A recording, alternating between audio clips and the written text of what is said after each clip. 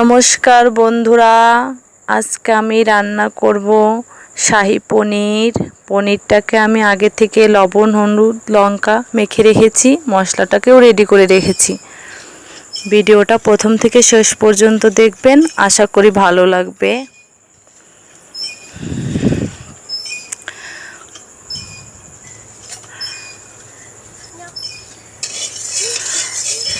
কড়াই গরম হয়ে গিয়েছে, এখন আমি এর মধ্যে দিয়ে দিচ্ছি পরিমাণ মতো সরষের তেল। এখন দিয়ে দিচ্ছি আগে থেকে লবণ, হলুদ, লঙ্কার গুঁড়ো মাখা পনির।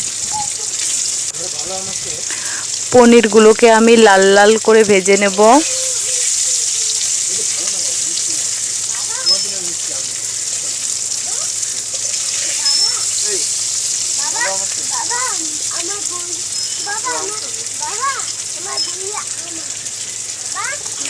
আমার ভিডিওটা যদি আপনাদের ভালো লাগে তাহলে লাইক, কমেন্ট এবং শেয়ার করতে ভুলবেন না।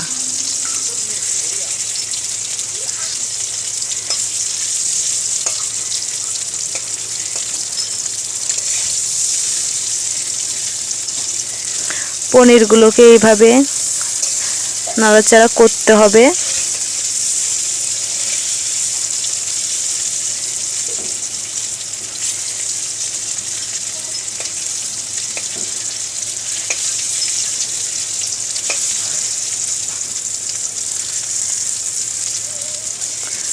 পনিরটা আমার প্রায় লাল লাল করে ভাজা হয়ে গিয়েছে, এখন আমি তুলে নিচ্ছি।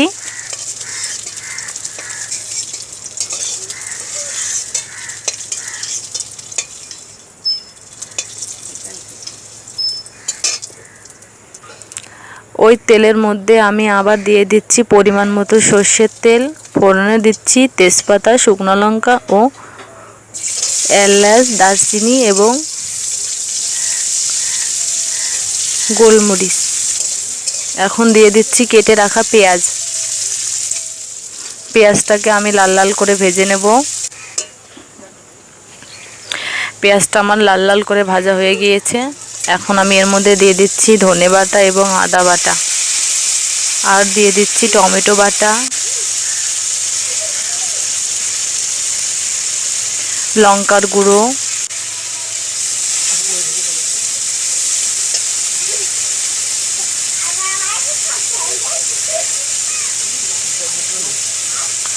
জিরা গুঁড়ো,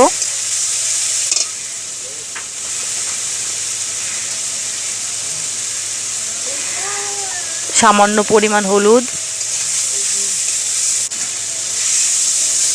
সমস্ত উপকরণ একসঙ্গে ভালোভাবে কষিয়ে নিতে হবে। মশলাটা যাতে লেগে না ধরে এর জন্য আমি এর মধ্যে দিয়ে দিচ্ছি সামান্য পরিমাণ জল।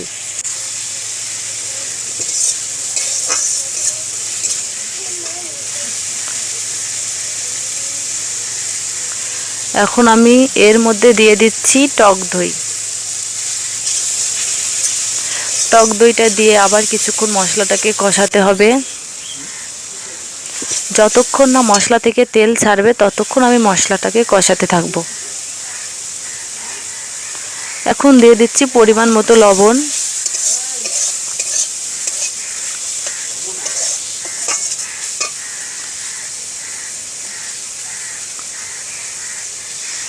মশলাটা আমার কষানো হয়ে গিয়েছে, আমি এখন এর মধ্যে দিয়ে দিচ্ছি আগে থেকে ভেজে রাখা পনির। পনিরটা দিয়ে আবার কিছুক্ষণ নাড়াচাড়া করে নিচ্ছি।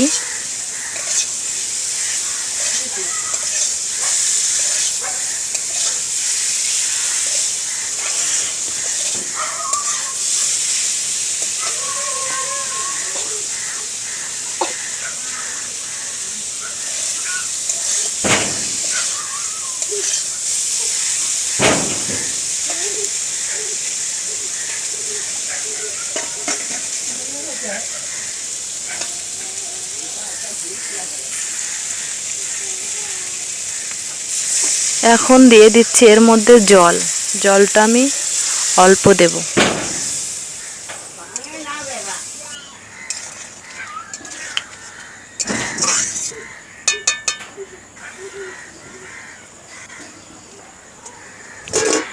এখন আমি 5-6 মিনিটের জন্য ঢাকনা দিয়ে দিচ্ছি।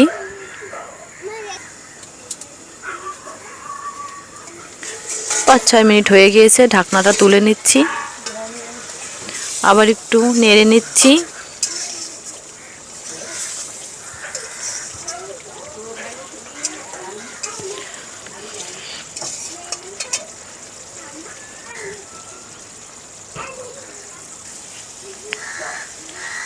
এখন আমি এর মধ্যে দিয়ে দিচ্ছি বাটার, আপনারা চাইলে ঘিও ব্যবহার করতে পারেন।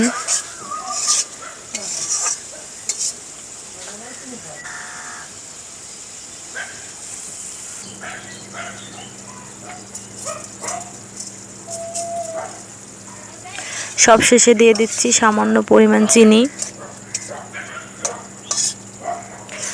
আমার রান্নাটা কমপ্লিট।